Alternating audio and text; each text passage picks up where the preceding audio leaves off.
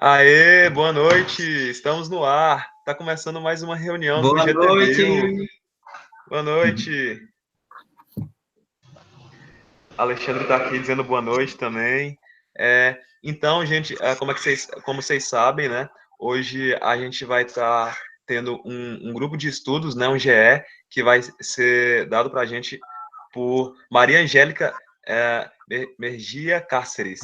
Ah, eu vou falar um pouquinho então da formação dela. Ela se formou em educação básica com ênfase em ciências naturais e educação ambiental. Tem mestrado em educação pela Universidade del Valle. É especialista em gestão social pela Pontifícia Universidade Javeriana e atualmente está finalizando o doutorado dela, né, em educação em ciências e saúde na Universidade Federal do Rio de Janeiro. Então é isso. Vamos, eu já, na verdade, eu já apresentei, né, a Angélica, então vamos começar esse GE, então, né? Você que está no YouTube, você pode estar enviando suas mensagens, suas sugestões, qualquer coisa que você quiser escrever aí no lado, né, no chat, e aí Francis vai estar coletando essas informações para, tipo, fazer as perguntas para a Angélica. A gente pode começar, então? Tá, boa noite, muito obrigada ao grupo por fazer o convite e por estar abertos a escutar. A apresentação que eu vou fazer é resultado de meu sanduíche no Canadá. Eu estive no 2017 na Universidade de Saskatchewan, lá, e o grupo trabalha um pouco a relação com política e educação ambiental. Então, aí a gente queria fazer um análise, né, de como está sendo feita essa relação entre a pesquisa, os pesquisadores e a política. Nesse caso, a gente utilizou a Política Nacional de Educação Ambiental da Colômbia e, mediante uma análise do discurso, a gente tentou olhar se a política manifestava alguns discursos dos pesquisadores. Por que a gente achou interessante esse tópico?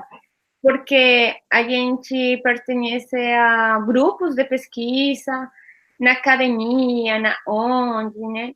Mas será que a pesquisa que a gente está fazendo está tendo efeito? Né? Está realmente influindo de algum jeito no a política? Porque a política é aquela que realmente, em algum momento ou outro, vai dar um direcionamento nas práticas, né? Esse é um artigo, né? Foi feito em colaboração com a professora Leisa Maria Freire e Alejandra Huérfano, do mestrado. Então, a apresentação está organizada por uma introdução, um marco teórico, uma metodologia, uns resultados e algumas referências. Então, para falar um pouco do contexto do estudo, né? Latinoamérica, dentro da Latinoamérica, Colômbia, que é importante porque ainda que a gente está dentro da Latinoamérica, a gente tem umas vivências similares, mas também muito próprias de nossa cultura, de as decisões políticas dos momentos, né?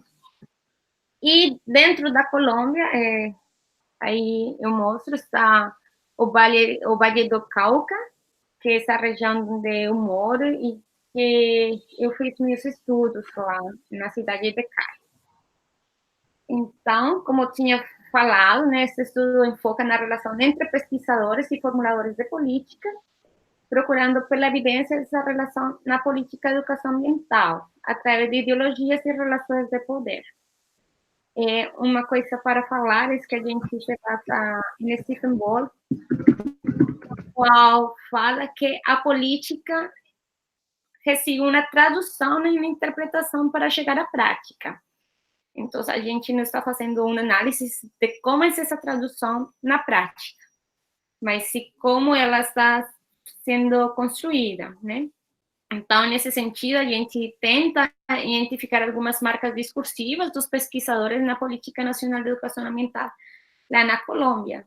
Eu acho que é um tema interessante, mas ainda com a conjuntura do Brasil, onde a política de educação ambiental está apagada, onde está tendo muitas violações, poderíamos falar, né, dos processos educativos, dos processos ambientais, uma realidade da Latinoamérica, onde temos mortes de líderes socioambientais, né?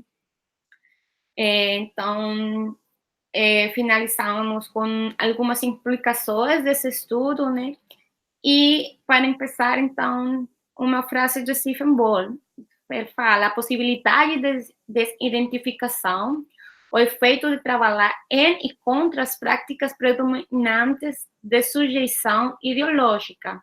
O objetivo da teoria e do esforço intelectual luta para revelar e determinar o que é mais invisível e insidioso sobre as práticas predominantes. O que quer dizer isso? Que nada é transparente, né? Todo discurso tem uma carga ideológica. Todo discurso é construído com base a um objetivo. E que muitas vezes esses objetivos estão pertencendo a grupos dominantes, né? Uma hegemonia capitalista. Então, onde a gente pode ver isso muito nas licitações, né, para empresas. Então, tudo isso a gente pode também identificar nos discursos. Então, essa é a Política Nacional de Educação Ambiental na Colômbia, né? Então, estamos assumindo que ela é interpretada e traduzida pelos atores sociais de instituições educacionais. Então, por exemplo, os formuladores de políticas, professores e os pesquisadores, né? Então, são diferentes atores sociais que podem ter contato com ela. Então, eles vão fazer uma interpretação dela. Na Colômbia, a gente está assumindo que essa política, né, é um texto legislativo que molda a política e que, com base a ela, é construída a prática, né? Então, nesse sentido, estamos assumindo que a educação ambiental não somente aborda dimensões éticas, que às vezes se pensa, né, vamos a mudar o comportamento, vamos a gerar um comportamento de reciclagem, um comportamento. Não, a gente está pensando que a educação ambiental também tem um caráter político que procura a transformação social.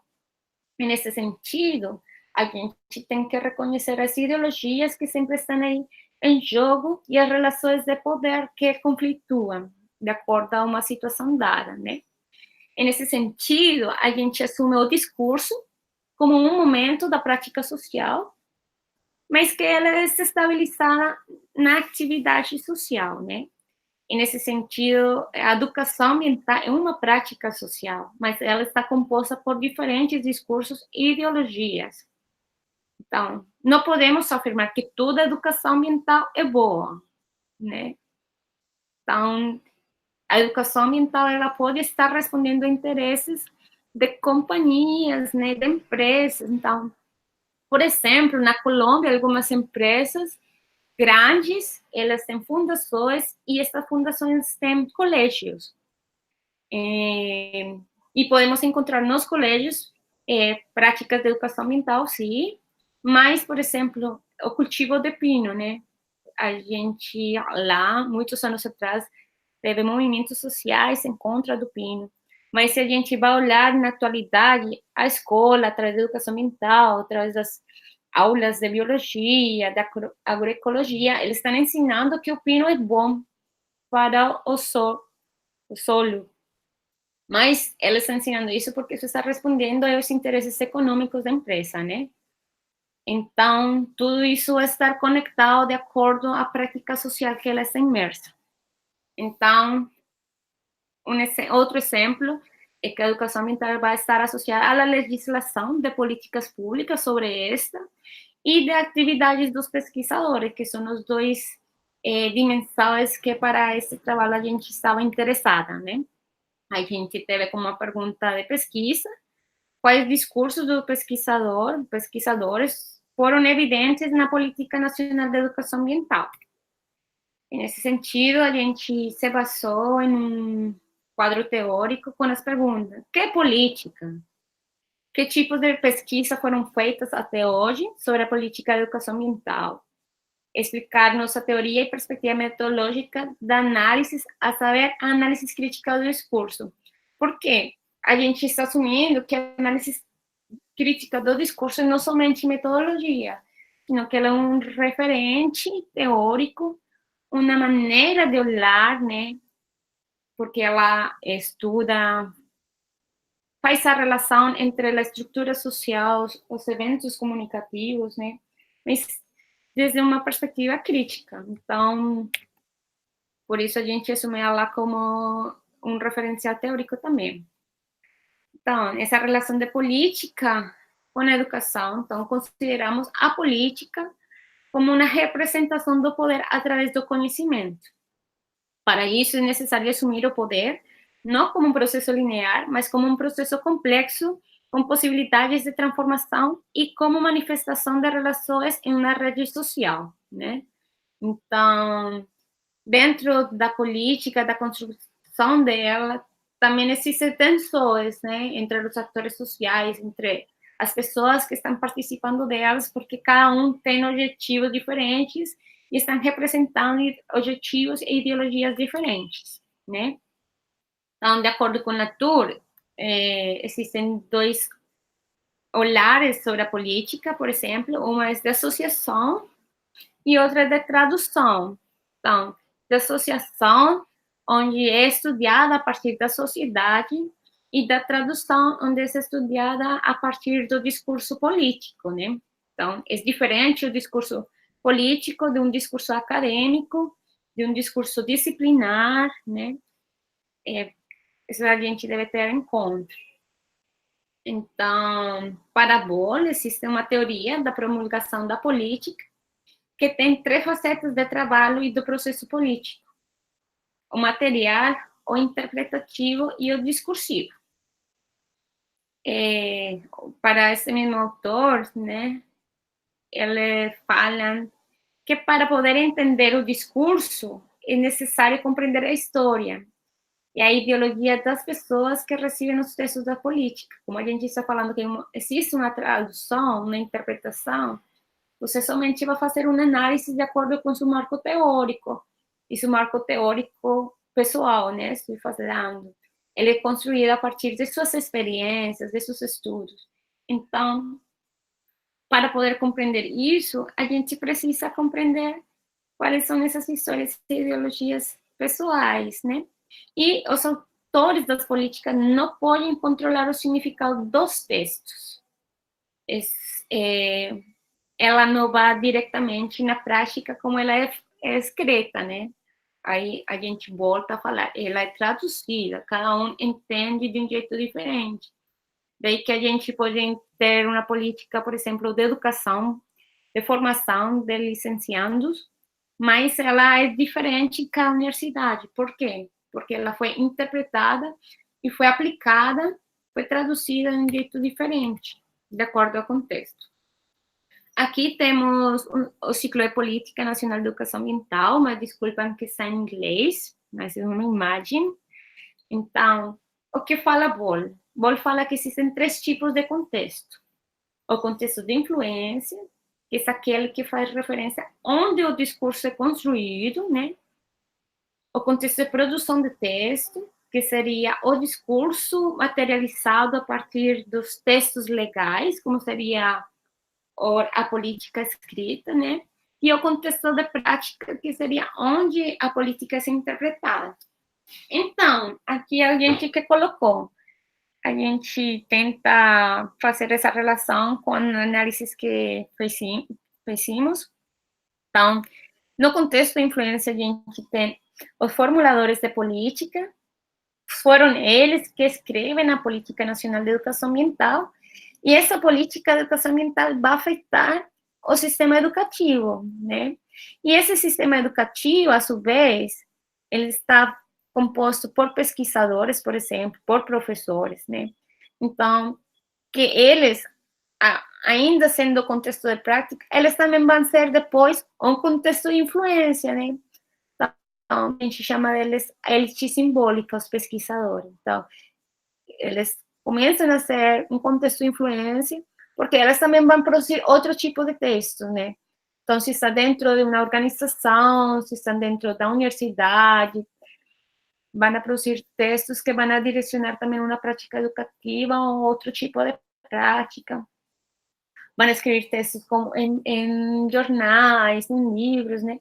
Que também vão a influenciar um contexto de prática.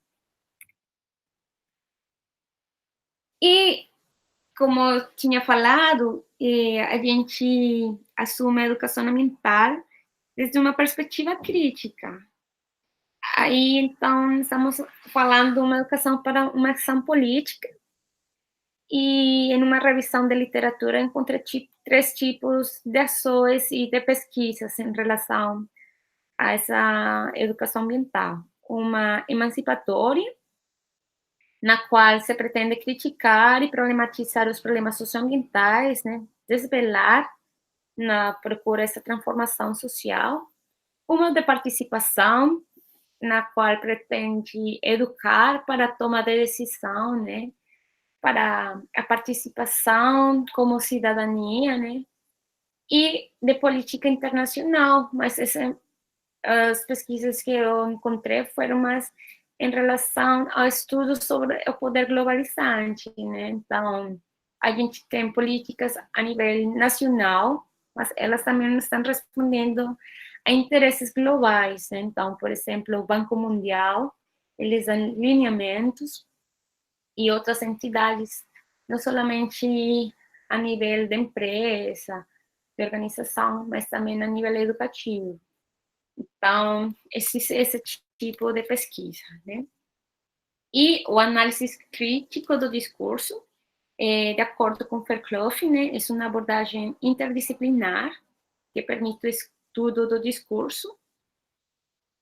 Ele é constitutivo e contribui para a construção de identidade social, sujeitos, relações sociais e sistemas de conhecimento e crença, né? E ele é muito poderoso, né? Então, tem pessoal na história, né? Que às vezes as pessoas mais estudosas perguntam, mas como é possível aquele cara convencer a população, né? E um exemplo desses são nossos presidentes aqui em Latinoamérica, que em vez de ajudar a evoluir para bem e a diminuir a brecha social, eles estão contribuindo, né, em outro sentido, e são as pessoas mais humildes, com mais dificuldades, que realmente terminam apoiando eles, né? O mesmo nazismo, né, resultado disso, né, do poder do discurso, né? E para Mandic, ele fala que um problema de análise que realmente a gente deve examinar a natureza do poder social e do abuso do poder, né? Então, fala de como, através do discurso, é possível a manipulação. Então, a questão do poder termina sendo muito importante no discurso e no análise. Porque somente uma vez que você compreendido isso, você pode tomar ações e ter outro tipo de jeito, né? Um caso foi do impeachment de Dilma, né? Se a gente faz uma análise dos documentos do Globo, quando ela estava naquela época, eles, na foto, na mesma manchete, acho que se fala em português, você poderia fazer tudo uma análise somente das imagens, né? De como elas tiraram a foto que colocaram, era ela não falando normalmente, senão uma fala tipo brigando ou ela saindo. Então, eles já estavam dando a ideia para o leitor que ela ia sair, né, pelo impeachment. Então, tem muita coisa do discurso que a gente desconhece, mas a gente é muito manipulado. Então, por exemplo, também tinha, naquela época, milhões foram na rua em contra do Dilma. Aí eles estão usando milhões, né? Então, tudo que essa estatística a gente está assumindo que é veracidade. Mas aí, depois, em outro periódico, em outro dia, amigos da Dilma foram na rua para defender ela, para apoiar ela, mas não falavam do mesmo jeito, né? Então, isso é uma forma de controle da informação e de manipulação, né? Então, de acordo a essa perspectiva, a gente estava interessado, né, em como a Política Nacional de Educação Ambiental da Colômbia era constituída, né, através de configurações híbridas entre diversos gêneros e discursos, que, segundo Fairclough e Bakhtin, é possível identificar através do estudo da intertextualidade. E que é esse negócio de intertextualidade? Então, faz referência a que o texto ele é construído com fragmentos de outro texto, né? Então, a gente pode ser contraditório, né? Pode, ironicamente, ecoar, né? E existe um tipo de intertextualidade que para Bakhtin denomina manifesta, e a presença explícita de um texto em outro, através das técnicas de representação, pressuposto, negação, ironia, né? E a gente pode pensar, quando vocês falam, às vezes vocês estão trazendo discursos de seus amigos, de seus professores, né? Porque a gente não realmente construi um discurso baseado em nossa cabeça, né? Em nossos pensamentos. Um discurso construído em pensamentos, mas em relação com as falas, os textos de outras pessoas, e já sejam lidos, escutados na discussão. Não. E também existe a interdiscursividade, né, que se refere a uma configuração de convenções discursivas, como gênero, tipos de atividade, estilos associados aos diferentes tipos de discurso. Para Bakhtin, quando ele fala da interdiscursividade, ele fala da heteroblasia, né?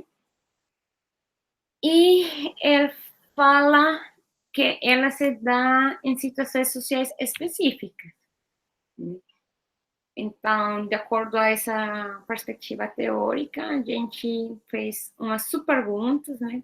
Quais são os discursos dos pesquisadores, como se identificam aquelas dimensões da ideologia, como fazer análise das práticas do discurso, se a política tem presença explícita de outro texto, que seria a intertextualidade, ou se a política tem uma mistura de gênero, tipos de atividades, estilos, hibridização dos discursos, né? Então, como metodologia, uma metodologia qualitativa, né? A gente faz interpretação e nossa metodologia foi o análise crítico do discurso. Então, nós focamos em reconhecer essa intertextualidade, interdiscursividade e ideologia dos pesquisadores na política. Mas, quais pesquisadores, né? Então, a gente fez um primeiro trabalho, que foi a revisão de revistas, e fizemos uma busca de periódicos, né, através de jornais virtuais, a nível hispânico, né, que a gente fala lá na Colômbia em espanhol. Aí depois selecionamos revistas colombianas de diferentes áreas de conhecimento, mas que abordaram a questão ambiental. Se selecionaram aqueles trabalhos que tinham esse enfoque e começamos a rever as referências bibliográficas dos artigos que estavam selecionando, se tinham pesquisadores colombianos, né? Desses resultados, a gente encontrou 22 revistas sobre as questões ambientais, mas somente 10 seguiram os critérios. E dos 10 revistas, encontramos somente 2 artigos que tinham citação dos pesquisadores colombianos antes da construção da política. Por que antes da construção da política? Porque queremos olhar o discurso dos pesquisadores na política, então não tinha muito sentido rever depois dela, né? Mas depois da política tem um número mais amplo, né? 32 artigos. A política foi construída em 2002, então revisamos de 1991 até essa data. A gente também optou por revisar livros, né? Que é um período de tempo diferente. Então, a gente revisou o catálogo de acesso público online da Universidade do Vale e, como critérios, colocamos em palavra-chave educação ambiental em espanhol e se restringiram os exemplares publicados antes do ano 2002.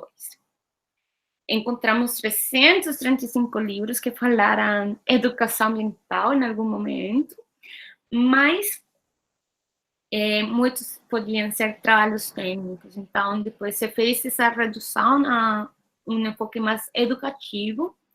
Encontramos 26 livros de autores específicos e 39 livros do Ministério da Educação Nacional. Então, já falamos, né, encontramos 38 revistas e fontes de livros no total, né, mas dentro dessa mistura entre revistas, jornais e os livros, somente foram 5 pesquisadores colombianos que haviam sido referenciados antes da Política Nacional de Educação Ambiental. Quais são esses 5 colombianos? Augusto Ángel Maia, Ana Patricia Nogueira, Marisa Torres, Julio Carrizosa e Gustavo Wilches. Para a apresentação de hoje, somente vou falar de Augusto Ángel Maia, mas vou falar agora um pouquinho de cada um. Ele foi pensador, né, muito reconhecido, procurou um pensamento latino-americano, de aí surge Ana Patricia Nogueira, que também foi por essa linha. Ela ainda tem vida, faz pesquisa, ela trabalha filosofia e epistemologia ambiental. Marisa Torres, ela trabalha educação ambiental, mas ela trabalha para a universidade e para o Ministério da Educação. Então, aí tem um duplo rol. E Julio Carrizosa e Gustavo Wilches, que eles, mais que trabalhar com a parte de educação ambiental, trabalham mais com a questão de território e outro tipo de vertente, né? Então, o corpus de estudo foi a política, já falei, foi publicado por primeira vez em 2002, mas ela foi reimpressa, atualizada e republicada em 2012. Foi feita pelo Ministério da Educação e pelo Ministério do Meio Ambiente da Colômbia e tem 69 páginas. Os passos de análise textual, então, para analisar as práticas discursivas, já tinha falado, nos basamos nas dimensões textuais, de intertextualidade, interdiscursividade e ideologia. Para a intertextualidade, o que fizemos? Então, ler e identificar a intertextualidade direita através, por exemplo, das aspas, citações, né? E cláusulas de relator explicitamente marcadas, ou palavras exactas do pesquisador. Então, quando, por exemplo, a gente lê um artigo e entra uma citação direita, né? Isso faz referência à intertextualidade. E para a interdiscursividade, né,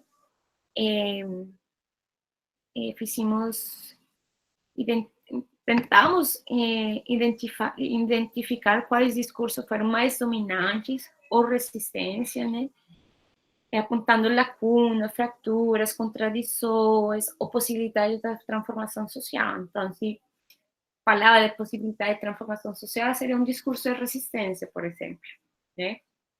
Então, para os discursos de dominância, a gente procurou no vocabulário globalização, governança, ética, mas ética como mudança de comportamento, que falei no início, flexibilidade, exclusão, empregabilidade, a natureza como objeto, o recurso, né? E para os discursos de resistência, né, trabalho em equipe, em colaboração, né, trabalho em rede, no hierárquico. E para ideologias, a gente se basa em Thompson. Ele fala que existem uns modos de operação e umas estratégias. Então, por exemplo, se a gente quer legitimar, né, uma estratégia é a racionalização, a narrativização, a universalização. Então, quando a gente fala de estatística, quando a gente fala a ciência provou que, então, isso é uma estratégia de modo de operação de legitimização desde a racionalização ou universalização. Está a dissimulação, né, mediante o deslocamento e formalização tropo, a unificação, padronização, né, a fragmentação, mediante a divisão, a polarização, e a reificação a partir da externalização, nominalização e passividade. Então, os resultados foram organizados através de uma análise de contexto, do contexto de pesquisa, dos discursos dos pesquisadores e análise da prática discursiva. Então, por exemplo, análise do contexto. Então, como foi construída, como aparece a educação ambiental na Colômbia? Ela aparece por primeira vez a partir da educação étnica, né, em 1993. E depois a gente tem uma lei, a Lei 115, que é a Lei Geral de Educação. Eles falam da educação ambiental, né? E associada a essa lei tem uns decretos que colocam a educação ambiental como obrigatória em todo o nível educativo, né? Mas essa lei 115, ela foi criada em um momento da Colômbia que foi governado pelo presidente César Gaviria Trujillo, né? E que promulgava a Constituição da Colômbia de 1991, né? Onde a gente tem direito, né, a uma ambiente sano e tudo isso. Adicionalmente, nos anos 90, o país teve conflitos, né? O país sempre ha sido capitalista, né? Sempre tem defendido uma economia neoliberal, mas a gente tem grupos guerrilheiros, né? E naquela época tinha uma forte oposição da guerrilha por aquele governo, né? Então, nesse sentido, dentro da lei, a gente encontrava algumas diretrizes da educação, né? Que falavam de uma educação para a paz, né? Como deve ser o currículo, os níveis educativos e questões transversais, como a educação ambiental. Nessa mesma lei, saiu o decreto 1860-64, não lembro bem agora, que fala que todo colégio deve ter um projeto ambiental escolar. Então, a educação ambiental começa a ser uma questão obrigatória, mas não tinha uma formação prévia para isso. Então, é um negócio contraditório, né? Os professores, por obrigação, têm que fazer educação ambiental, mas eles não recebem uma formação para isso, né? E, a partir da lei, se caracteriza, né, que a educação ambiental deve ser intercultural, contribuir na formação de valores, de responder a critérios regionais, de ser interdisciplinar, participativa, democrática, mas nunca se falou como preparar o professor que vai abordar isso. Então, a gente tem aquele negócio de que a educação ambiental é normalmente dirigida por os professores de biologia, né? Depois, em 2012, é publicada a Política Nacional de Educação Ambiental, né? Que foi durante um período do governo de Andrés Pastrana e os presidentes Uribe Vélez, né? E eles eram governos que queriam acabar com a guerrilha, né? Aí que a gente encontra dentro da política documentos que fazem referência há uma mudança para construir a paz, né? Uma cultura para a paz, para uma política de educação ambiental. Então, esse contexto histórico a gente pode encontrar referenciado em algumas formas que a política foi escrita, né? Então, ele é Agustín Ángel Maia, né? Ele foi um filósofo, poeta, historiador e pedagogo colombiano. Ele fez o doutorado em História na Pontifícia Universidade Gregoriana, né? Foi influenciado pelo pensamento europeu de 1970, com o foco na natureza, vida, ser humano, sociedade, conceitos de cultura, né? E a primeira conferência organizada pelo Clube de Roma gerou interesse nos estudos históricos sobre os problemas ambientais, iniciados desde a Grécia Antiga. Ele se concentrou em entender o meio ambiente desde as perspectivas políticas, sociais e culturais, porque ele entendeu o poder da relação econômica, produção, consumo na construção do ser social.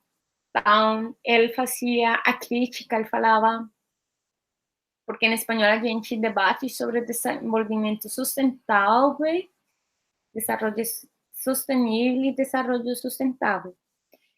Uma, você fala que o jeito mais comercial e outro um jeito mais dos povos indígenas. Mas, para Ángel Augusto Maia falava, somente a palavra desenvolvimento está implicando uma concepção econômica. Então, era crítico disso, né? Aí, dentro da dimensão de ideologia, em seus discursos, né, a gente identificou a legitimização. Dentro disso, ele usou duas estratégias da racionalização e narrativação. Então, por exemplo, ele usou a história da filosofia e das ciências para criar os argumentos racionais. E a narrativização com histórias para abordar o passado e poder explicar o presente. Né? Então, um exemplo disso é quando fala do positivismo como característica da comunidade científica, como uma das razões que afetam na sociedade. Né? Então, um dos jeitos dele falar... Angélica, Sim? rapidinho, você pode repetir essa última parte que cortou aqui a fala, acho que foi a internet.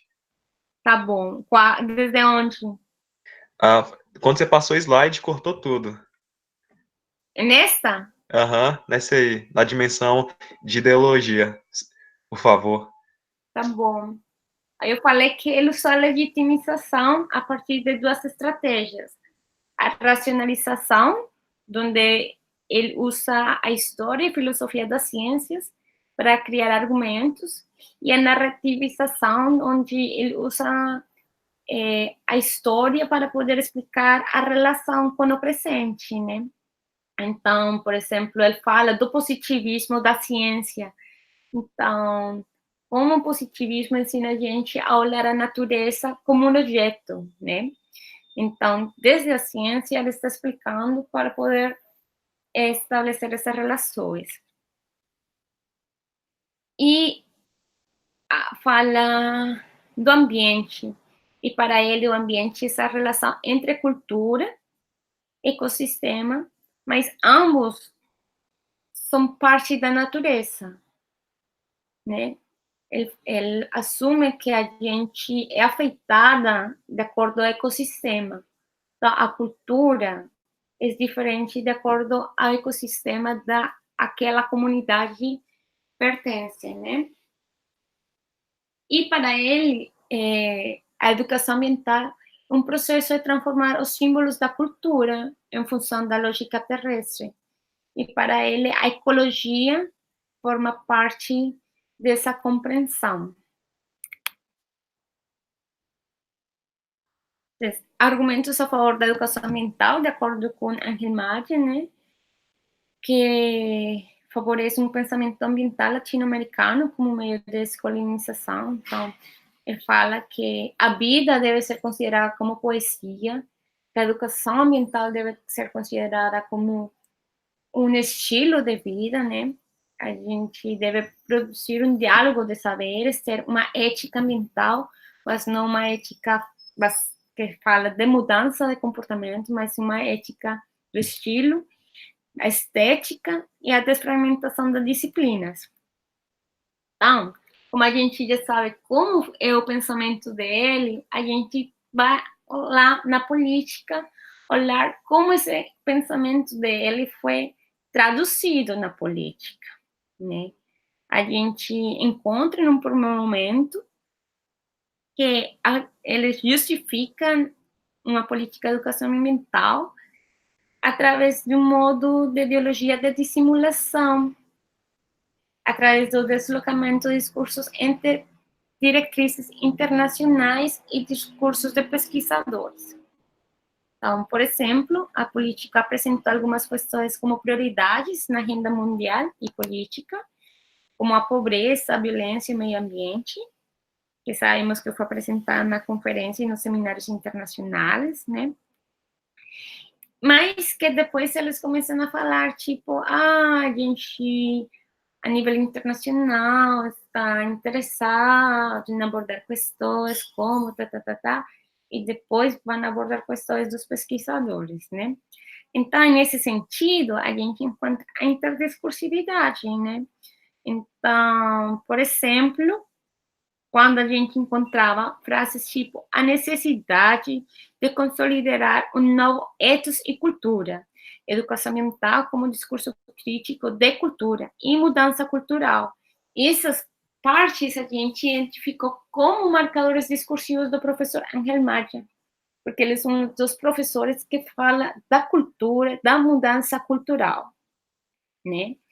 E depois, na seção de justificativa e antecedentes da política, eles usam estruturas legais citadas para justificar certas seleções de educação ambiental e a pesquisa e a marca do investigador estão ocultas, né? Então, por exemplo, ou excluídas. Então, já não se encontra marcadores discursivos que fazem referência ao pesquisador, mas se faz referência a congressos e aos seminários internacionais. Então, esses congressos, né, essa agenda internacional começa a ser um discurso dominante.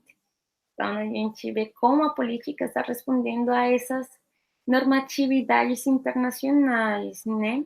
Mas que elas tentam colocar em diálogo com questões do contexto, né? Então, por exemplo, quando fala de inserir a educação ambiental nos grupos étnicos. Também a gente encontrou a naturalização, né, do cumprimento das diferentes leis e legislações nas dimensões ambientais. Por exemplo, aquele decreto que já falei para vocês, que obriga todas as instituições a ter um projeto ambiental escolar, mas deixando por fora os professores e alunos sujeitos, né?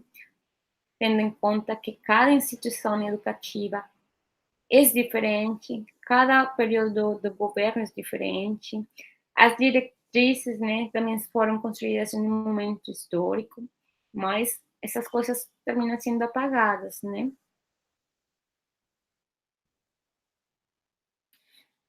Também a gente analisa, né, que a política é baseada na lógica deontica, né? Que é a lógica deontica? Então, dentro do discurso existem umas modalidades, né, um jeito de falar. E essa lógica deontica faz referência à obrigação ou permissão, mas de acordo com o mundo possível. Então, o projeto ambiental escolar ele é obrigatório, mas ele é necessário para ter um mundo possível, né, melhor, de acordo ao suposto processo educativo que ele vai gerar. Né? Assim, identificamos que a maioria da fonte são as normas ou declarações dadas por instituições públicas, né, que expressam proposições normativas. Então, eles citam muita normatividade e colocam como mundo possível um novo país, um país em paz, né? Isso é resultado daquela época que eu falei do conflito com a guerrilha. E enquanto à intertextualidade, né, ainda, embora eles tenham ocultado, apagado os discursos dos pesquisadores, eles fazem uso de entidades coletivas como entidades do discurso político para legitimar as seleções que eles fizeram, né? Então, eles, às vezes, incluem alguns pesquisadores como participantes na construção da política, mas a gente não evidencia isso dentro, realmente, de todo o discurso político. Então, por exemplo, esse é um fragmento da política. O Ministério da Educação Nacional, acompanhado por um grupo de pesquisadores da universidade e alguns membros de organizações não governamentais, tem sido muito importante para o desenvolvimento desta proposta. Então, eles estão cobrindo em saúde, né, de que eles se tiveram em conta pesquisadores para fazer a política. Mas, dentro do análise do discurso, a gente não encontrou muita citação, né? E a gente encontra aquela citação do Torres, eu falei com vocês, lá no início, o sistema de Torres, né? Então, ela é parte do ministério, ela é a figura pública de educação ambiental lá na Colômbia, e está autocitando-se, né? Então, aí a gente começa a olhar essas relações de poder, inclusive dentro do próprio documento, né, entre pesquisadores, né? E, para terminar, as implicações, né, que esse estudo permitiu. Então, será que os pesquisadores precisam repensar como pesquisar, onde e como? Como se escreve? Será que a gente faz uma pesquisa, mas a gente somente está falando entre a gente? Será que essa pesquisa se está tendo efeito, se está sendo escutada por diferentes pessoas de diferentes níveis? A gente está pesquisando para quê? O grupo estuda para quê? Né? A academia precisa construir espaços de diálogo, né, entre os pesquisadores e os formuladores da política. Às vezes a gente fala que fica aislado, né? E os formuladores de política também, pior ainda, né? Eles precisam reconhecer o conhecimento dos pesquisadores, né? Construir junto com eles a política. Por exemplo, a nível educativo, a gente encontra em nossos países latinos o Ministério da Educação. Normalmente, os caras que trabalham são advogados, economistas, mas não, porque não tem um cara da educação. O mínimo deveria falar com alguém da educação, né? O Ministério do Ambiente deveria falar com quem? Com biólogos, né? Então, ao menos reconhecer as pesquisas que se estão fazendo, né? Se os pesquisadores não tiveram um impacto na sociedade, não tem sentido, né? Então, precisamos gerar esse diálogo, né, com os formuladores, elaborar novas ferramentas e estratégias para entender uma política que gere mobilização social, né? Então, a gente pensa a educação ambiental para isso, né? Algumas referências, né, de Stephen Ball, Bhaskar, Verklof, Van Dijk, e isso. Obrigada. Aí, muito obrigado, Angélica. Foi muito... Cara, foi muito bom saber sobre essa questão da política da Colômbia. A Alexandre está dizendo aqui também que foi muito bom também. Rian também tá agradecendo. Agora vamos abrir para as perguntas, né, meu povo? Não sei se vocês conseguiram anotar alguma pergunta, estão com alguma dúvida agora. Fran, você pode depois olhar depois no YouTube também para ver se algumas pessoas têm algumas perguntas. Alexandre, Rian, vocês querem fazer algumas perguntas? Francis também. Eu queria fazer, mas era coisa bem mais específica, ligado a não somente a apresentação dela, né? mas deixa eu... É que eu comecei a anotar, né, um monte de ponto, aí eu tô só Aí tentando... eu posso fazer uma pergunta aqui É, também. mas... Tá, é assim, né? Porque assim, esse GE foi muito importante para mostrar para a gente que a construção da política ela pela passa pela criação, né? Como ela mostrou aquele esquema que estava em inglês, e aí vai ter um contexto de aplicação dessa política aí que depois vai influenciar o sistema, né? E aí que tudo isso, todo esse processo está sendo influenciado, então tá tendo tá tendo a ideologia, né, por trás dessas pessoas que estão construindo essa política, né? E também está tendo ali uma influência histórica. E aí a gente vê que vários casos, por exemplo, que ela mostrou também, né, que dependendo de quem está fazendo isso, né, de quem está influenciando essa construção da política, né, a gente vê que tem um abuso de poder, né, através do poder do discurso, né, e aí tem aquela questão do discurso com ah, com dominação, né, e utilização da intertextualização para justamente encobrir, ocultar alguma ideologia, digamos assim, né. E aí, eu queria fazer uma pergunta relacionado mesmo a isso mesmo foi para resumir um pouquinho do que ficou marcado na minha cabeça, né, foi mais uma foi tipo, foi uma pontuação minha mesmo, mas aí a minha pergunta vai ser relacionado a discurso de resistência. Ah, Você falou um pouco sobre discurso de dominação e de resistência. Você conseguiria me dar um exemplo assim desse discurso, me explicar um pouquinho melhor, porque eu realmente eu fiquei assim em dúvida, interessado em relação ao que significaria esse discurso de resistência. Tá, então, por exemplo, eu não coloquei aí na apresentação. Tá, na apresentação eu falei do Ângelo Maia, né?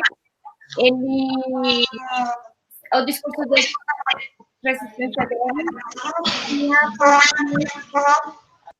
na relação da cultura ambiental, né? Quando ele fala de usar mais ecologia, de reconhecer a sociedade da cultura está relacionada com a natureza, né? Ou seja, a gente é natureza também. Então, dentro desse contexto onde a gente está olhando a natureza somente como um recurso, esse poderia ser um discurso de resistência. A professora Ana Patricia Nogueira, ela fala da ética ambiental, mas ela fala de uma ética onde reconhece a morada, né? O jeito de relacionar-se com a morada. E a morada seria o quê? A casa, né? E qual é a casa? Então, a natureza. Então, isso seriam discursos de resistência. Só que quando a gente vai lá na política, eles tentam fazer essa relação com os discursos dos professores, só que eles mudam o sentido do discurso. Então, aí é quando a gente fala de hibridização, né? A mistura dos discursos. Então, eles tentam legitimar, fazendo referência ao pesquisador, mas, em últimas, eles mudam. Outro discurso de resistência pode ser quando fala da coletividade, do movimento social, né? De ter uma formação política. Então, isso poderiam ser discursos de resistência.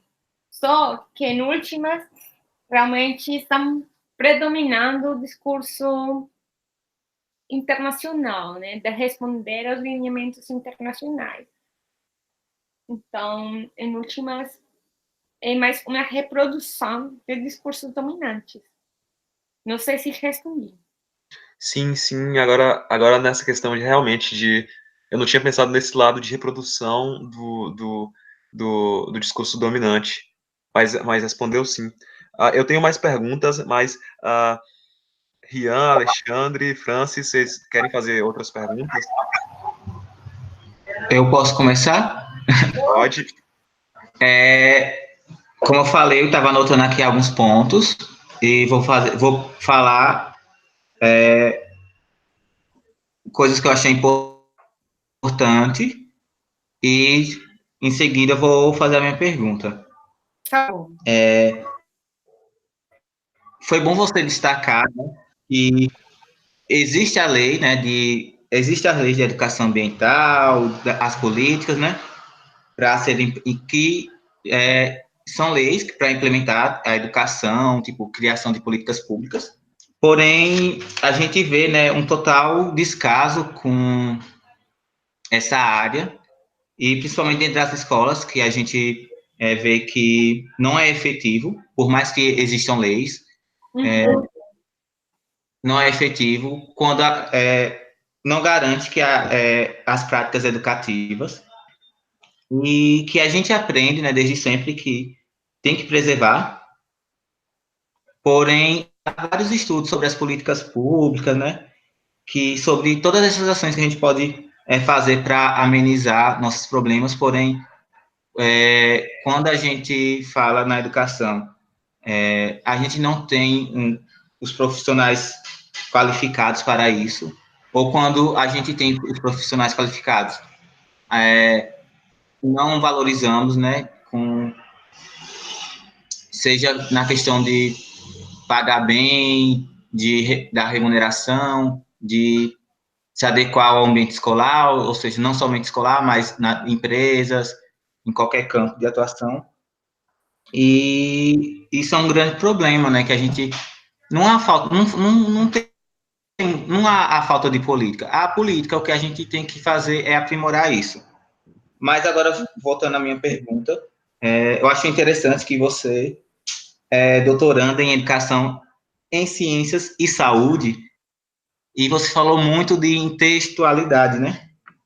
E às vezes a gente, por exemplo, eu estava em outro grupo de estudo recentemente, falando sobre qualidade do ar, e a gente, como eu já falei, a gente tem políticas, principalmente sobre a qualidade do ar, só que não há uma intertextualidade entre os setores, entre a saúde e o meio ambiente.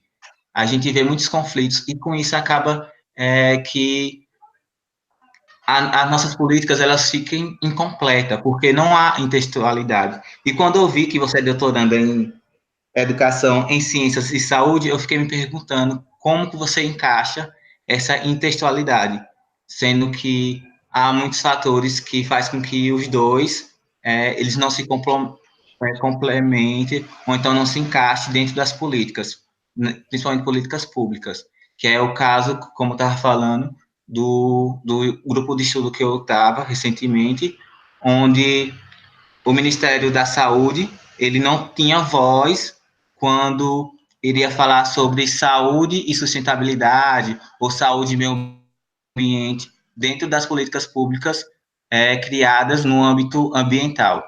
Então, como é que você contorna esse desafio de estar unindo tanto a educação com a saúde? Ou a educação, ambiente e saúde? Tá. É uma difícil pergunta. A realidade do doutorado acompanha a mesma problemática, sabe? Acompanha essa problemática da fragmentação do conhecimento. Então, vou a relacionar isso, inclusive, com o que eu falei, do positivismo. Eu falei que a Angel falava do positivismo como uma das problemáticas. Vocês sabem que é positivismo?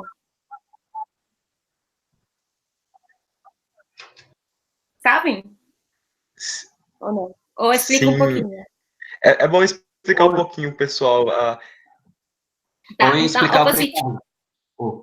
então, o positivismo, quando a gente faz referência a ele, é o jeito de pensar a ciência, né? Então, existe uma corrente da ciência que ela reconhece somente como ciência se sigue alguns padrões, né? Se sigue o método científico, que pode ser verificado, comprovado, né? Que, inclusive, a bandeira do Brasil é resultado daquela época onde o positivismo era bem forte, porque naquela época eles queriam implementar a mesma coisa na sociedade, e aí ordem e progresso, né? Então, mas o que acontece com isso? Outros conhecimentos não começam a ser valorados. A arte começa a ser olhada com menos valor, né? A mesma, dentro da mesma, a gente fala educação em ciências. Uma coisa é você falar educação em ciências, e outra coisa é você falar eu sou biólogo, eu sou químico, eu sou físico. Então, dentro, inclusive, da mesma academia, existe essa desvalorização. Então, quando você já coloca, você é educação, você tem menos valor que eu, porque eu sou biólogo puro, né? Então, tudo isso é resultado dessa perspectiva positivista, né?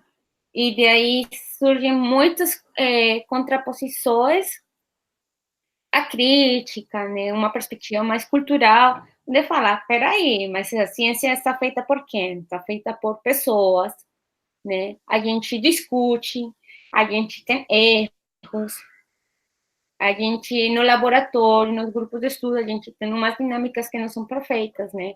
Então, tudo está influenciado também pelo componente subjetivo, por falar assim.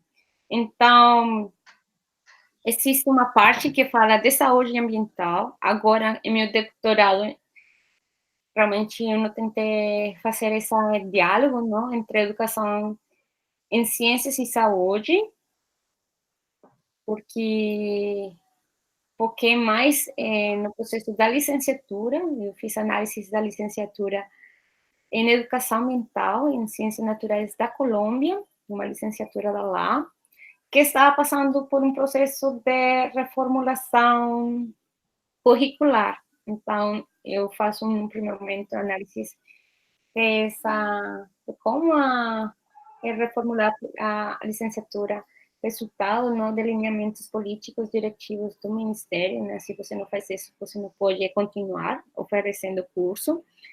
Mas aqui ainda não vi essa relação muito direta entre saúde e educação em ciências.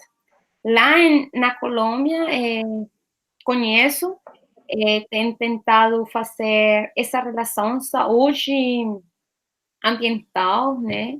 Inclusive, existe um conceito que a gente gostou, de educação ambiental, né? Como aquele processo que permite melhorar a relação consigo mesmo, com o outro e com oicos, né?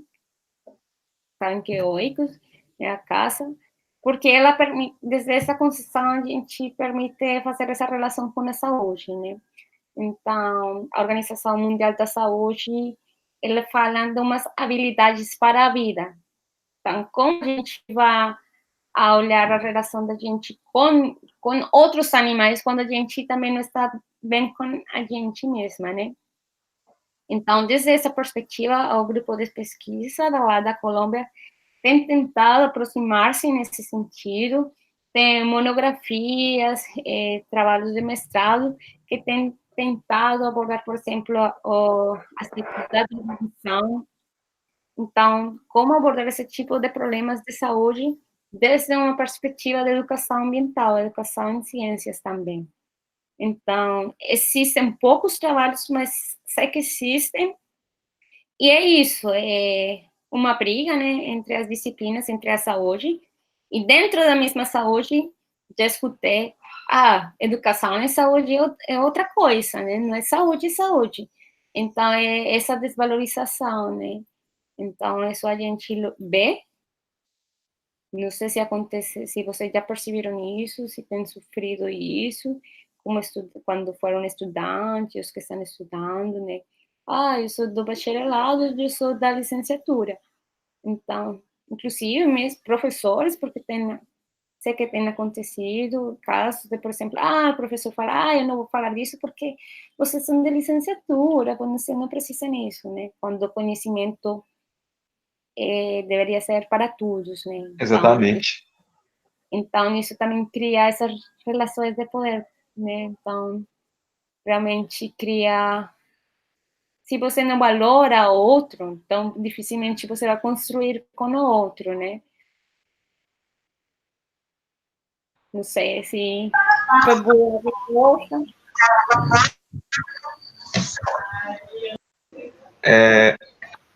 Sim, sim, foi legal. Realmente não existe esses temas ligados diretamente, né, como você falou. E legal que existe lá na Colômbia, né? Tipo, esses assuntos são tratados de forma assim, conexa, né, um tema com o outro. Que realmente, e até mostra o descaso que é, né, essas relações aqui no Brasil, porque existem os cursos, até mesmo como você está fazendo um doutorado, uma pós, né, em educação em ciências, mas existe ainda esse atrito, né, essa questão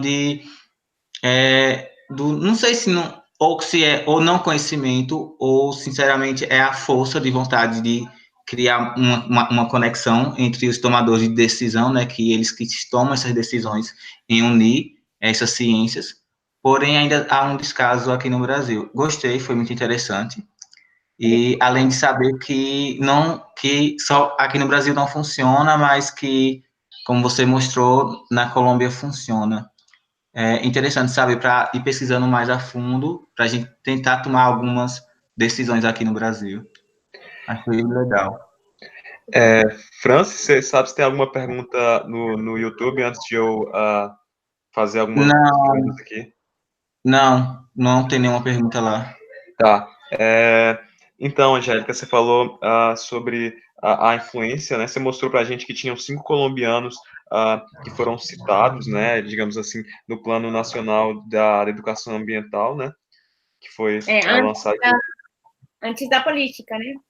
Da Isso, política. antes da política. E aí, você falou também em relação que a educação ambiental, ela foi apresentada lá em 1993 como uma educação étnica, né? E aí, Uhum. eu queria saber se você tem algum conhecimento, né? Tipo, ou se você conseguiu perceber por esse estudo que você fez, se lá desde trás, antes da política, né, como é que estava a inserção das comunidades tradicionais nessa política nacional de educação ambiental e como é que ela estaria hoje? Elas estão participando ativamente, participativamente, ou então mesmo na construção dessa política lá de educação ambiental na Colômbia? Não entendi muito claro da pergunta, Carlos. Sim, sim, é assim. É, que eu tentei relacionar a pergunta de Bárbara, né, que ela falou para mim fazer para você, que é uma chilena que mora lá em São Paulo, e aí ela estava perguntando para mim qual é mesmo a relação, né, como é que se dá a participação de comunidades tradicionais, né, na construção, por exemplo, dessa política de educação ambiental na Colômbia. E é justamente isso, né? Será que esses colombianos, esses 5 colombianos que você falou que foram citados na política nacional de educação ambiental, será que eles estavam carregando, por estarem morando na Colômbia, alguma carga teórica ou alguma influência das comunidades tradicionais? Essa é uma pergunta. E aí a segunda pergunta seria se hoje, como é que está a influência, então, da influência das comunidades tradicionais na política nacional de educação ambiental na Colômbia? Então, em relação às comunidades tradicionais, a gente, de acordo com o que eu tenho percebido aqui no Rio, vou falar do Rio, porque não posso generalizar todo o Brasil, eu acho que Colômbia tem outra relação com as comunidades indígenas, mas elas têm suas próprias regras. Então, poderíamos falar de que um jeito ou outro elas têm um nível de independência, né? Então, eu acho que a política não representa totalmente a comunidade indígena, né? E não somente a comunidade indígena, porque a gente tem outro tipo de comunidades, tem comunidade afro, a gente fala afrocolombianos, tem comunidades raizales, né? E outras comunidades.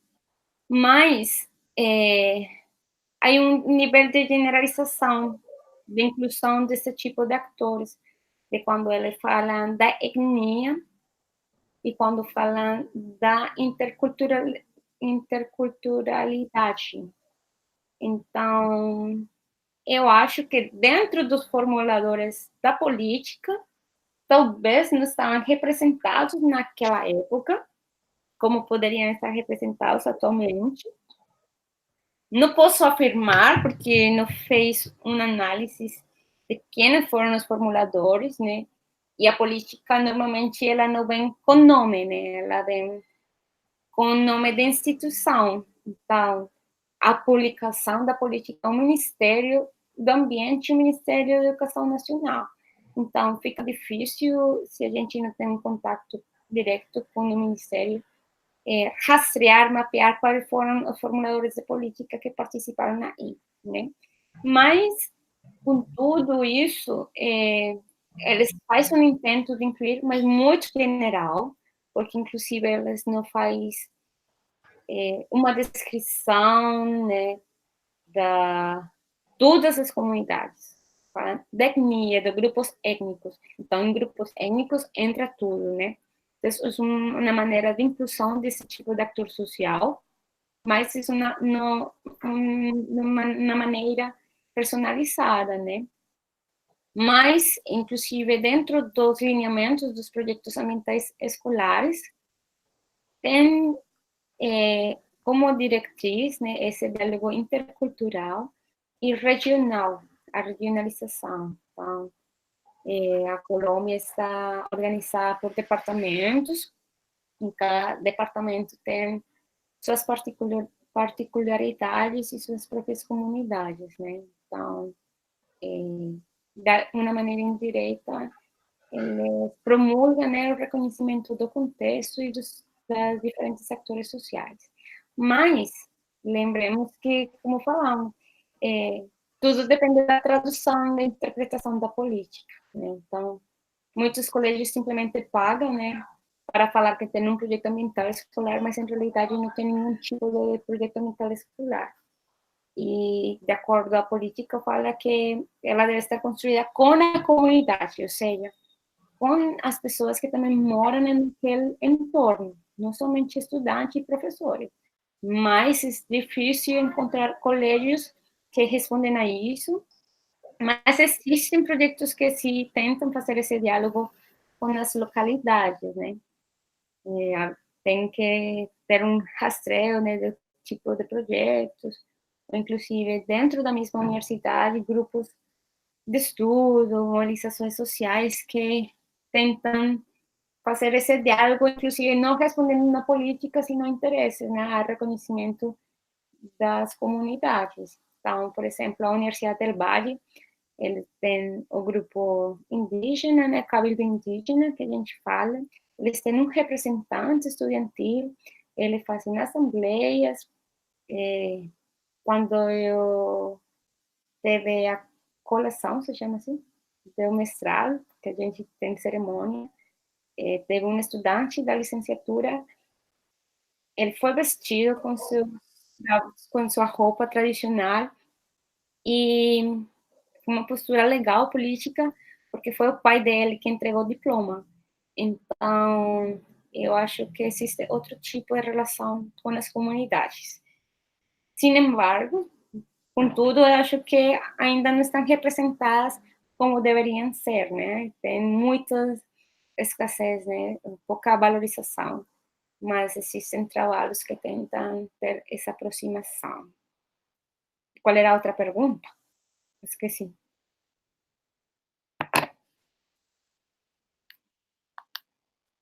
Então, o Carlos acabou de falar que o computador dele travou agora e ele vai tentar reconectar. Aí eu estou aqui vendo as outras perguntas. Mas, enquanto isso, o Ryan, né, ele Só vou falar, né, aqui ler para que o pessoal do YouTube também consiga escutar o que o Ryan falou, né? Ele disse que não tem nenhuma pergunta, mas que achou interessante você ter falado sobre a importância da colaboração entre a pesquisa e os desenvolvedores de políticas públicas. Ele acha que isso é, inclusive, uma questão no Brasil, porque o meio acadêmico é tão distante da maior parte da população que não existe um amplo entendimento da importância da pesquisa para o desenvolvimento sustentável na sociedade. O que eu achei bem colocado, essa questão que o Ryan levantou, né? Que sim, a gente ainda vê um distanciamento entre a academia e a sociedade, o que foi até falado, né, aqui nesse grupo de estudo, que desenvolvimento de políticas públicas tem muito a ver com o que a gente produz na academia e também tem a ver com o que a sociedade ela necessita, né? Tem alguma quer complementar alguma coisa sobre isso? Eu acho que é um trabalho que a gente tem que fazer, não somente aqui no Brasil, eu acho que é um trabalho que a gente tem que fazer em Latinoamérica e não sei, em outros países, né? Essa aproximação também com a comunidade, né? A universidade fica longe da comunidade e às vezes a gente, as escolas, por exemplo, convidam a universidade, mas é uma colonização também. Então, é importante ressaltar quando você faz projetos com comunidade, você fazer parte da comunidade, não? Respeitar os conhecimentos que eles têm, porque às vezes, teoricamente, né, nos documentos pode ser muito bonito, mas a realidade pode ser totalmente diferente, né? E eu lembro muito a história de um professor aqui do Brasil, o professor Sanches, que falava de um projeto de conservação, né? E tinham que tirar as comunidades daquele parque. Aí tinha um senhor, todo mundo, tem um senhor lá na montanha, na floresta, não sai, o problema, né? Quando foram ao lar, um senhor de cadeira de rodas, mas ele ia descer da lá com cadeira. Então, sabe, é muito importante